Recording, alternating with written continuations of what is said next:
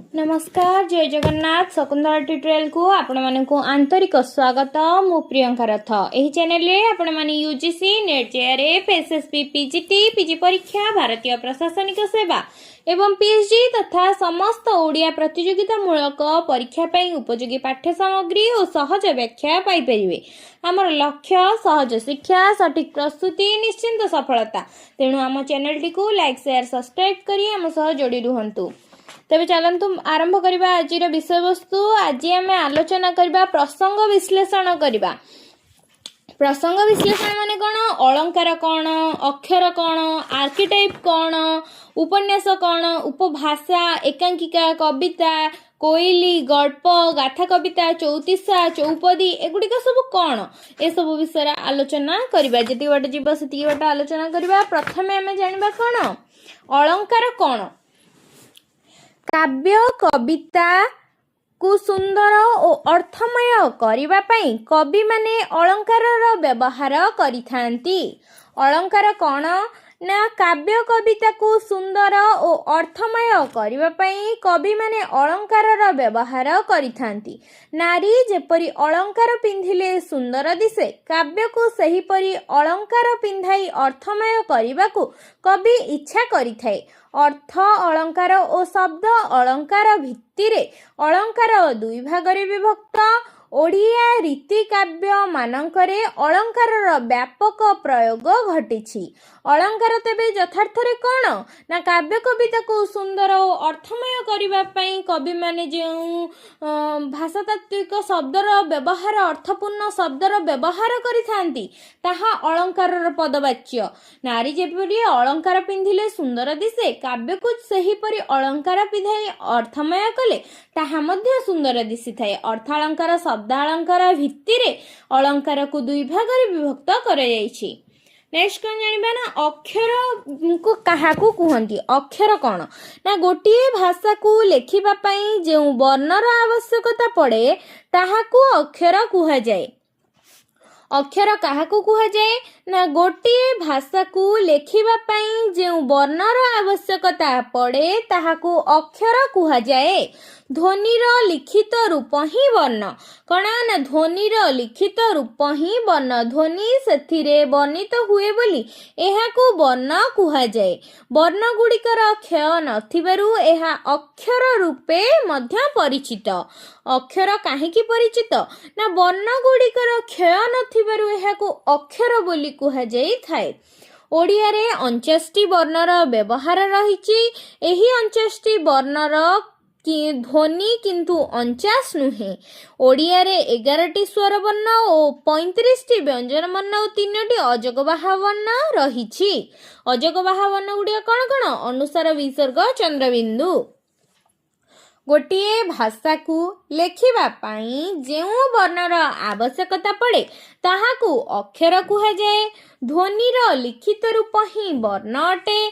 ध्वनि सेथिरे वर्णित हुए बोली एहाकू वर्ण कुहा जाए। वर्ण गुड़िक क्षय नथिबारु एहा अक्षर रूपे मध्य परिचित। ओडिया रे 49टी वर्णर व्यवहार रहिछि। एही 49टी वर्ण ध्वनि किंतु 49टी नुहे। ध्वनि किंतु 49टी नुहे किंतु वर्ण हेउछि 49टी। ओडिया रे 11टी स्वर वर्ण रहिछि, 35टी व्यंजन वर्ण रहिछि और 3टी अजगबाहा वर्ण रहिछि। नेक्स्ट क्वेश्चन कोन ना आर्किटाइप कोन। आर्किटाइप कोन ना सृष्टिर प्रारंभ कालरू एपरि किछि शक्ति रहिछि जहार क्षय नाही। सृष्टिर आरंभ कालरू एपरि किछि शक्ति रहिछि जहार क्षय नाही।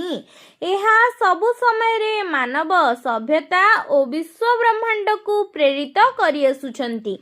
समय परिवर्तनशील अथच एमाने अपरिवर्तनीय। केउ माने आर्किटाइप माने माटी पानी अग्नि आकाश माटी सूर्य चंद्र तारापुंज आर्किटाइप भावरे स्वीकृत। सृष्टिर प्रारंभ कालरू एपरि किछि शक्ति रहिछि जहार क्षय नाही, जहा सबु समय रे मानव सभ्यता और विश्व ब्रह्मांड को प्रेरित करि आसुछंती। समय परिवर्तनशील अथच एमाने अपरिवर्तनीय। माटी पानी अग्नि आकाश सूर्य चंद्र तारापुंज आर्किटाइप भावरे स्वीकृत। ओडिया रे ए सब को आदि कल्प बोली कुहा जाए। आर्किटाइप रो ओडिया कौन ना आदि कल्प।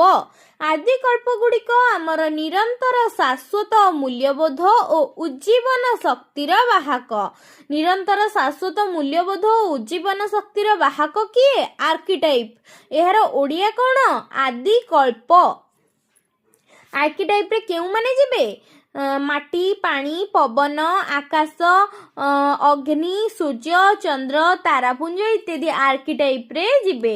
एहा कौन करती ना सृष्टिर प्रारंभ कालरू एमानकर शक्ति रही एमाने जहार क्षय नहीं। एहा सबु समय रे मानव सभ्यता और विश्व ब्रह्मांड को प्रेरित करि आसुछंती। नेक्स्ट क्वेश्चन उपन्यास कौन ना उपन्यासर परिसर व्यापक। उपन्यासर परिसर व्यापक एथिरे एकाधिक चरित्र और कहानीर अवतारणा करा जाई थाए। गोटे मुख्य कहानी सह एकाधिक उपकहानी एथिरे थाए। एहाकू चरित्रर चित्रशाला कुहा जाए। कथाकार एक निर्दिष्ट समय खंड घटना प्रवाह को उपन्यास भावरे चित्रण करिथांती। उपन्यास जीवनर महाकाव्य अटे। एहा महाकालर प्रतिनिधित्व करिथाए। गल्प वर्षा बुंदा हेले उपन्यास सही बुंदा बुंदा पानी प्रवाहित नदी सदृश। उपन्यासर परिसर व्यापक एथिरे एकाधिक चरित्र और कहानीर अवतारणा करा जाइथाए। गोटिए मुख्य कहानी सह एकाधिक उपकहानी एथिरे थाए। एहाकू चरित्रर चित्रशाला कुहा जाए। कथाकार एक निर्दिष्ट समय खंड घटना प्रवाह को उपन्यास भावरे चित्रण करिथांती। उपन्यास जीवनर महाकाव्य अटे। एहा महाकालर प्रतिनिधित्व करिथाए। गल्प वर्षा बुंदा हेले उपन्यास सही बुंदा बुंदा पानी प्रवाहित नदी सदृश अटे। नेक्स्ट क्वेश्चन कौन उपभाषा। उपभाषा काहाकू कुहा जाए। उपभाषा को आंचलिक भाषा और विभाषा बोली कुहा जाउथिले मध्य एहार स्वातंत्रता रही। उपभाषा को अन्य केउ नाम नामित कराई आंचलिक भाषा और विभाषा नाम नामित कराई। उपभाषा को आंचलिक भाषा और विभाषा नाम नामित करा जाउथिले मध्य एहार स्वातंत्रता रही। एक बृहत भाषा व्यवहारिक गोष्ठी मध्यरे अंचल और जाति आधार रे प्रचलित स्वतंत्र भाषा को उपभाषा कुहा जाए। मूल भाषा सह एहार संपर्क थिले मध्य केतेक क्षेत्र रे एथिरे स्वातंत्रता थाए। उपभाषा को आंचलिक भाषा और विभाषा बोली कुहा जाउथिले मध्य एहार स्वातंत्रता रही। एक बृहत भाषा व्यवहारकारी गोष्ठी मध्यरे अंचल और जाति आधार रे प्रचलित स्वतंत्र भाषा को उपभाषा कुहा जाए। मूल भाषा सह एहार संपर्क थिले मध्य केतेक क्षेत्र रे एथिरे स्वातंत्रता थाए। एकांकिका कौन 5 अंकर नाटक बदल रे 1 अंकर नाटक को एकांकिका कुहा जाए। एकांकिकार परिवेषण समय संक्षिप्त अटे। एथिपाई एथिरे गोटिए कहानी और अल्प चरित्र थांती। स्वल्प समय भितरे मात्राधिक मनोरंजन करिबा एकांकिकार उद्देश्य। एकांकिकार उद्देश्य कौन ना स्वल्प समय भितरे मात्राधिक मनोरंजन करिबा हेउची एकांकिकार उद्देश्य। 5 अंकर नाटक बदल रे 1 अंकर नाटक को एकांकिका कुहा जाए। एकांकिकार परिवेषण समय संक्षिप्त अटे। एथिरे गोटे कहानी और अल्प चरित्र थांती। स्वल्प समय भितरे मात्राधिक मनोरंजन करिबा एकांकिकार उद्देश्य अटे। नेक्स्ट क्वेश्चन कविता कौन। कविता हेउची छंदबद्ध रचना को कविता कुहा जाए। कहा को कविता कुहा जाए ना छंदबद्ध रचना को कविता कुहा जाए। छंदबद्ध रचना को कविता कुहा जाए। कविता कवि हृदयर स्वतःस्फूर्त उद्वेलन। कविता हेउची कवि हृदयर स्वतःस्फूर्त उद्वेलन। कविता साहित्यर सबुठारु मनोरम और सूक्ष्म विभाग। कविता साहित्यर हेउची सबुठारु मनोरम और सूक्ष्म विभाग। କବି ସଚେତନ ଭାବରେ ସୀମିତ ଶବ୍ଦ ମଧ୍ୟରେ ନିଜର ଭାବ ବ୍ୟକ୍ତ କରିଥାଏ। ବିନ୍ଦୁ ମାଧ୍ୟମରେ ସିନ୍ଧୁର ଦର୍ଶନ କରାଇବା କବିତାର ଉଦ୍ଦେଶ୍ୟ। କବିତାର ଉଦ୍ଦେଶ୍ୟ କ'ଣ ନା ବିନ୍ଦୁ ମାଧ୍ୟମରେ ସିନ୍ଧୁର ଦର୍ଶନ କରାଇବା ହେଉଛି କବିତାର ଉଦ୍ଦେଶ୍ୟ। ବାସ୍ତବତା ଓ କଳ୍ପନାର ସମନ୍ୱୟରେ କବିତାର ଶରୀର ନିର୍ମାଣ କରାଯାଇଥାଏ। ଛନ୍ଦବଦ୍ଧ ରଚନାକୁ କବିତା କୁହାଯାଏ। କବିତା କବି ହୃଦୟର ସ୍ୱତଃସ୍ଫୂର୍ତ୍ତ ଉଦ୍ବେଳନ। କବିତା ସାହିତ୍ୟର ସବୁଠାରୁ ମନୋରମ ଓ ସୂକ୍ଷ୍ମ ବିଭାଗ। କବି ସଚେତନ ଭାବରେ ସୀମିତ ଶବ୍ଦ ମଧ୍ୟରେ ନିଜର ଭାବ ବ୍ୟକ୍ତ କରିଥାଏ। ବିନ୍ଦୁ ମାଧ୍ୟମରେ ସିନ୍ଧୁର ଦର୍ଶନ କରାଇବା କବିତାର ଉଦ୍ଦେଶ୍ୟ। ବାସ୍ତବତା ଓ କଳ୍ପନାର ସମନ୍ୱୟରେ କବିତାର ଶରୀର ନିର୍ମାଣ କରାଯାଇଥାଏ। କୋଇଲି କାହାକୁ କୁହାଯାଏ ନା କୋଇଲି କବିତାକୁ ଦୂତ କାବ୍ୟ ଓ ସନ୍ଦେଶ କାବ୍ୟ କୁହାଯାଏ। କୋଇଲି କବିତାକୁ କ'ଣ କୁହାଯାଏ? କୋଇଲି କବିତାକୁ ଦୂତ କାବ୍ୟ ଓ ସନ୍ଦେଶ କାବ୍ୟ କୁହାଯାଇଥାଏ। କୋଇଲି କବିତାକୁ କ'ଣ କୁହାଯାଇଥାଏ? କୋଇଲି କବିତାକୁ ଦୂତ କାବ୍ୟ ଓ ସନ୍ଦେଶ କାବ୍ୟ କୁହାଯାଇଥାଏ। କୋଇଲିକୁ ମାଧ୍ୟମ କରି ନିଜ ହୃଦୟର ଭାବ ବ୍ୟକ୍ତ କରିଥାଏ। ପ୍ରତି ପାଦରେ ଶେଷରେ ବା ଆଦ୍ୟରେ କୋଇଲିକୁ ସମ୍ବୋଧନ କରାଯାଇଥାଏ। ପ୍ରତି ପାଦର ଶେଷରେ ବା ଆଦ୍ୟରେ କୋଇଲିକୁ ସମ୍ବୋଧନ କରାଯାଇଥାଏ। କୋଇଲି କବିତା ଓଡ଼ିଆ ସାହିତ୍ୟରେ ନିଜସ୍ୱ ପ୍ରାଚୀନ ସମ୍ବୋଧନମୂଳକ କବିତା ରୂପେ ଗ୍ରହଣୀୟ ଅଟେ। କୋଇଲି କବିତାକୁ ଦୂତ କାବ୍ୟ ଓ ସନ୍ଦେଶ କାବ୍ୟ କୁହାଯାଇଥାଏ। କୋଇଲିକୁ ମାଧ୍ୟମ କରି ନିଜ ହୃଦୟର ଭାବ ବ୍ୟକ୍ତ କରିଥାଏ। ପ୍ରତି ପାଦର ଶେଷରେ ବା ଆଦ୍ୟରେ କୋଇଲିକୁ ସମ୍ବୋଧନ କରାଯାଇଥାଏ। କୋଇଲି କବିତା ଓଡ଼ିଆ ସାହିତ୍ୟର ନିଜସ୍ୱ ପ୍ରାଚୀନ ସମ୍ବୋଧନମୂଳକ କବିତା ରୂପେ ଗ୍ରହଣୀୟ ଅଟେ। ଗଳ୍ପ କ'ଣ ନା ଲୋକ କାହାଣୀ ପରମ୍ପରାକୁ କାଳକ୍ରମେ ଆଧୁନିକ ଗଳ୍ପର ସୃଷ୍ଟି। ଲୋକ କାହାଣୀ ପରମ୍ପରାରୁ କାଳକ୍ରମେ ଆଧୁନିକ ଗଳ୍ପର ସୃଷ୍ଟି। ଗୋଟିଏ କାହାଣୀକୁ ଅଭିନବ ଶୈଳୀରେ ଉପସ୍ଥାପନା କରାଯାଇ ଗଳ୍ପ ଶେଷରେ ଉତ୍କଣ୍ଠା ସୃଷ୍ଟି କରାଯାଇ ପାଠକକୁ ଆକୃଷ୍ଟ କରାଯାଇଥାଏ। କାହାଣୀ ଚରିତ୍ରର ସହଭାଗିତାରେ ଗଳ୍ପ ସୃଷ୍ଟି ହୋଇଥାଏ। ଗଳ୍ପର ପରିସର ସୀମିତ ଅଟେ। ଗଳ୍ପ କ'ଣ ନା ଲୋକ କାହାଣୀ ପରମ୍ପରାରୁ କାଳକ୍ରମେ ଆଧୁନିକ ଗଳ୍ପର ସୃଷ୍ଟି। ଗୋଟିଏ କାହାଣୀକୁ ଅଭିନବ ଶୈଳୀରେ ଉପସ୍ଥାପନା କରାଯାଇ ଗଳ୍ପ ଶେଷରେ ଉତ୍କଣ୍ଠା ସୃଷ୍ଟି କରାଯାଇ ପାଠକକୁ ଆକୃଷ୍ଟ କରାଯାଇଥାଏ। କାହାଣୀ ଚରିତ୍ରର ସହଭାଗିତାରେ ଗଳ୍ପ ସୃଷ୍ଟି ହୋଇଥାଏ। ଗଳ୍ପର ପରିସର ସୀମିତ ଅଟେ। ଗାଥା କବିତା କ'ଣ? ଗାଥା କବିତା ଗାଥାଧର୍ମୀ ଅଟେ ବା ଗାନ ଧର୍ମୀ ଅଟେ। ଗାଥା କବିତା କ'ଣ ନା ଗାଥା କବିତା ଗାନ ଧର୍ମୀ ଅଟେ। ଏଥିରେ ଗୋଟିଏ ବ୍ୟକ୍ତି ବା ଜାତିର କାହାଣୀ ଅବତାରଣା କରାଯାଇଥାଏ। ଗାଥା କବିତା ଗାନ ଧର୍ମୀ ଅଟେ। ଏଥିରେ ଗୋଟିଏ ବ୍ୟକ୍ତି ବା ଜାତି ବା କାହାଣୀର ଅବତାରଣା କରାଯାଇଥାଏ। ଜାତୀୟ ଭାବନା ରାଷ୍ଟ୍ର ପ୍ରୀତି ସହ କାରୁଣ୍ୟ ଓ ଶୃଙ୍ଗାର ଭାବ ମଧ୍ୟ ଗାଥା କବିତା ମାଧ୍ୟମରେ ପ୍ରକାଶ ପାଇଥାଏ। ଏପରି କବିତାରେ କାହାଣୀ ଭାଗ ବଳିଷ୍ଠ ହୋଇଥାଏ। ଅନ୍ୟ କବିତାମାନଙ୍କ ଅପେକ୍ଷା ଏହା ଆକାରରେ ଦୀର୍ଘ ହୋଇଥାଏ। ଗାଥା କବିତା କ'ଣ ନା ଗାଥା କବିତା ଗାନ ଧର୍ମୀ।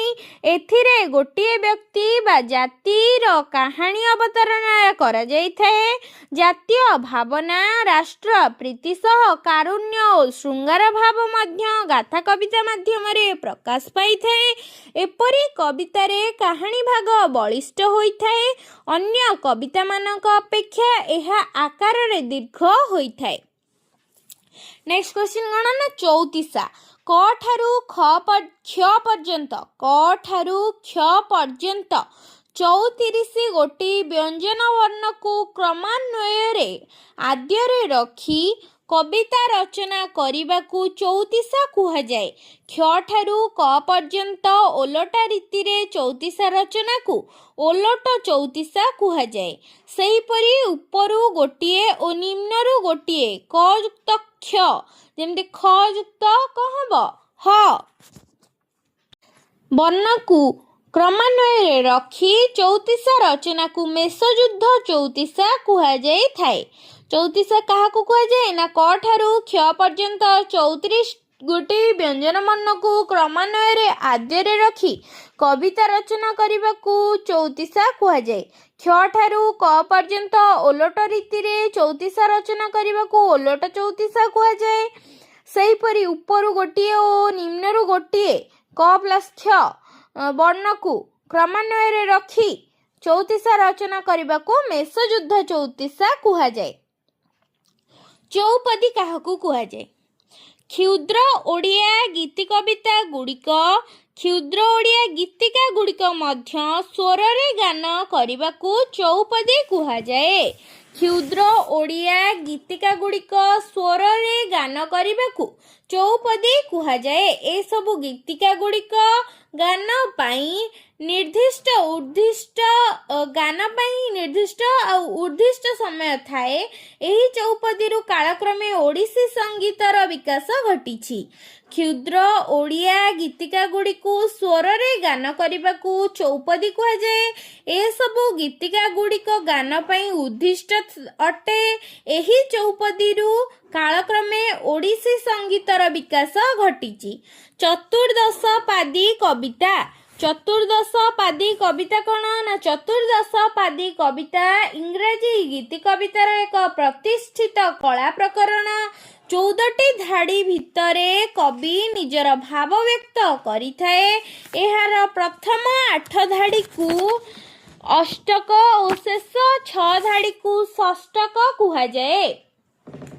ଏହାର ଗଠନ ରୀତିରେ ସଂହତି ଓ ପଦ ଶେଷରେ ଅକ୍ଷରର ଯତିପାତ ଯୋଗୁଁ ଏହା ଅଧିକ ପାଠକ ପ୍ରିୟ ହୋଇଥାଏ।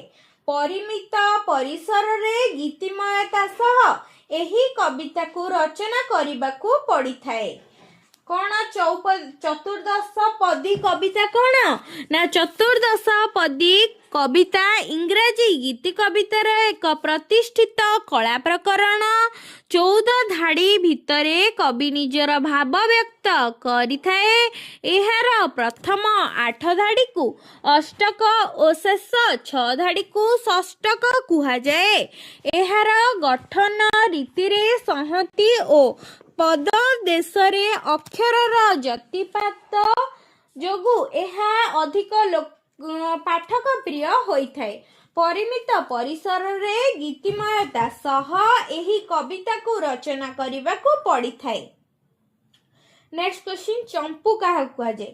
ଗଦ୍ୟ ଓ ପଦ୍ୟର ସମନ୍ୱୟାତ୍ମକ ରଚନାକୁ ଚମ୍ପୁ କୁହାଯାଏ।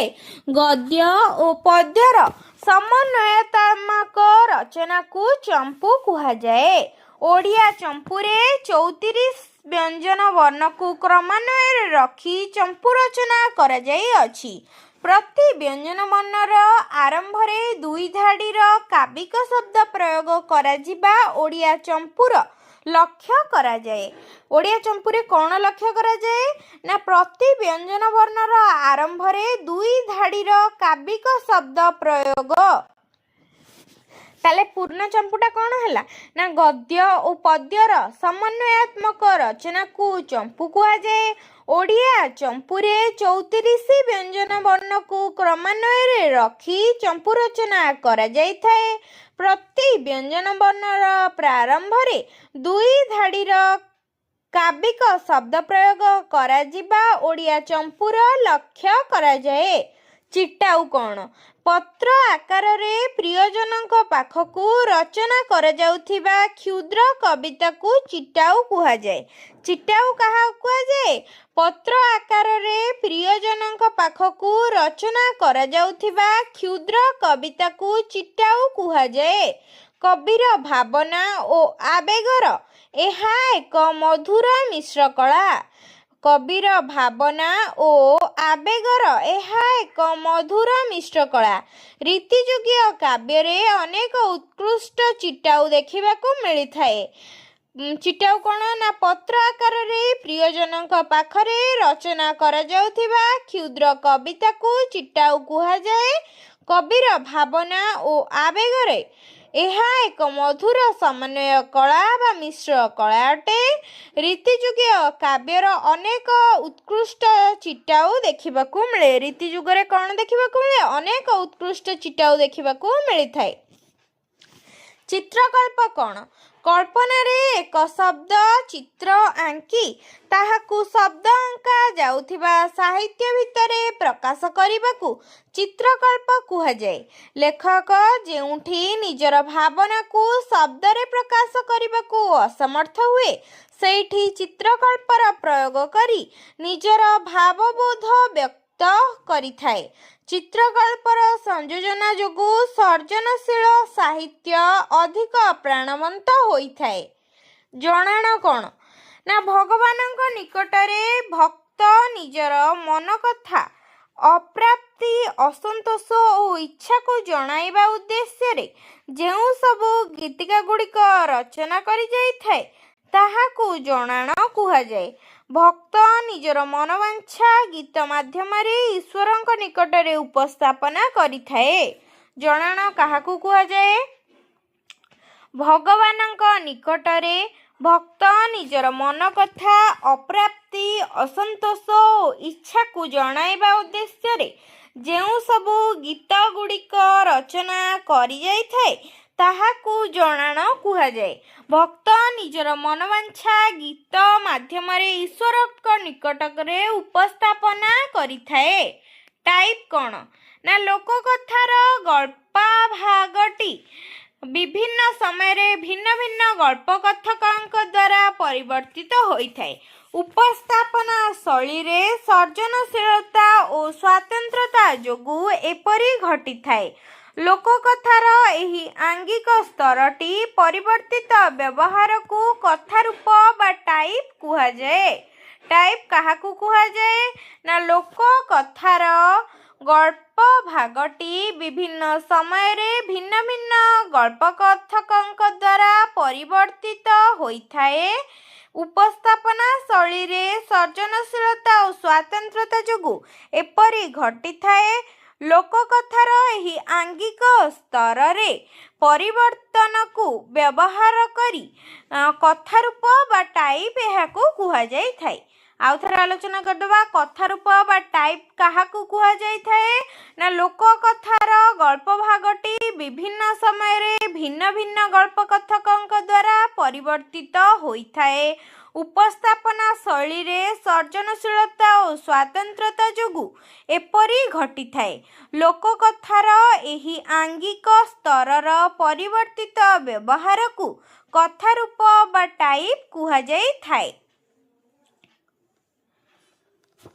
ତେବେ ଯଦି ଆପଣମାନେ ଏହାର ବିସ୍ତୃତ ଆଲୋଚନା ଚାହୁଁଛନ୍ତି ତେବେ କମେଣ୍ଟ ମାଧ୍ୟମରେ ଜଣାଇଲେ ନିଶ୍ଚିନ୍ତ ଏହାର ବିସ୍ତୃତ ଆଲୋଚନା କରିବା। ନେକ୍ସଟ କ୍ଲାସରେ ଆମେ ତତ୍ସମ, ଦେଶଜ ଶବ୍ଦ, ଧ୍ୱନିଗ୍ରାମ ବିଜ୍ଞାନ, ଧ୍ୱନି ବିଜ୍ଞାନ, ନାଟକ, ସାହିତ୍ୟ କ'ଣ, ଯୁକ୍ତବର୍ଣ୍ଣ, ରସ, ପ୍ରବନ୍ଧ, ପ୍ରେମ କବିତା ଏଗୁଡ଼ିକ କ'ଣ ସେସବୁ ବିଷୟରେ ଆଲୋଚନା କରିବା। ତେବେ କମେଣ୍ଟ ମାଧ୍ୟମରେ ନିଶ୍ଚୟ ଜଣାଇବେ ଭିଡ଼ିଓଟି କେମିତି ଲାଗିଲା।